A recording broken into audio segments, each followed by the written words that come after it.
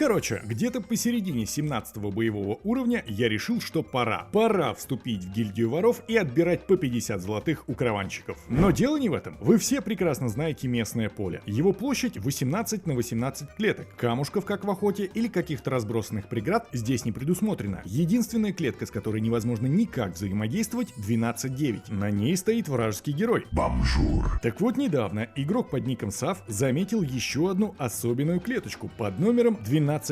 Она находится прямо под героем и обладает какой-то загадочной аурой. Все стеки, которые бегут в страхе, почему-то останавливаются именно на ней. Остановись, пока остановка не будет последней. Юнитам визуально ничего не мешает отбежать дальше, но 1210 выступает в роли сверхмассивной черной дыры, которая не выпускает стек, даже если он изначально стоял на ней и получил страхом по кабине. Я питаюсь страхом ваших душ.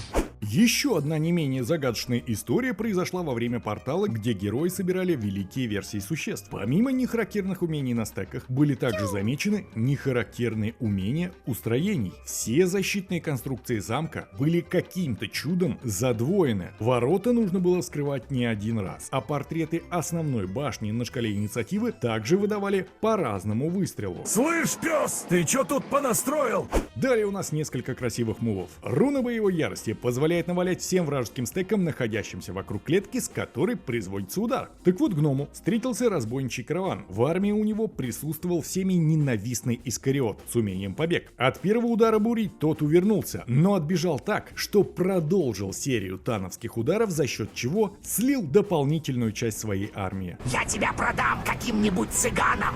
Еще одно существо, которое любит руинить удары игрокам своим побегом, это изменники. На одном из ивентов Степашка Ярости оказался в непростой ситуации. На поле у него осталось 27 вармонгеров против 9, хоть и не полных, но стеков. Изменники стоят в уголочке, и пробраться к ним непросто. К моменту, когда вармонг окажется на достаточной дистанции для удара, его единичка хп слегка запаникует. Опаньки, опапулечки. Атака героя проходит с попаданием, а вот финальный удар посылает лучи бобра рандому. Пронесло! Пронесло!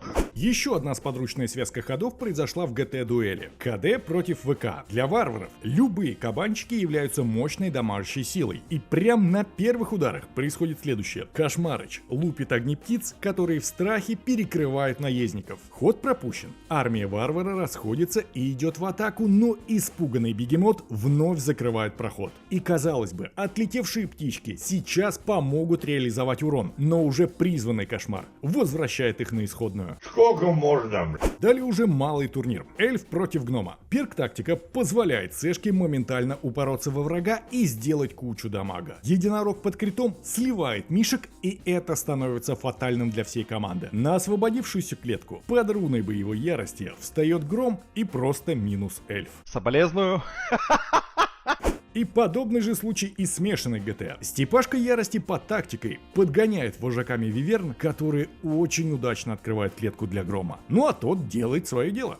Соболезную вам. Ну что ж, бывает. Чудище, а точнее монстр, повстречался на ивенте с Фахилой. Монстр непростой. Для сравнения покажем рекорд в гильдии наемников. Огненный демон, 61 уровень, мощный урон, мощные статы и особенное внимание на количество хп. 59 тысяч. А теперь смотрим на этого красавчика. Огненный демон, 1 уровень, урон 2-3, но вот количество хп перевалило за 500 000. Сколько? Резера на 19 уровне просто не успеет одолеть и половину такого существа. Хоть урон у него небольшой, весь прикол в способности взрыв. Формула дамага привязана к количеству существ в стеке, а монстр на поле как бы один, и в таком случае подсчеты слегка меняются. Общее хп монстра стека делится на количество хп оригинального стека, и вот отсюда уже идет просчет. Плюс не забываем про всякие антирезисты и прочее. По итогу огненный демон бомбит 3 стека в общей сумме на 24 500 урона. Да ты шо, охуел?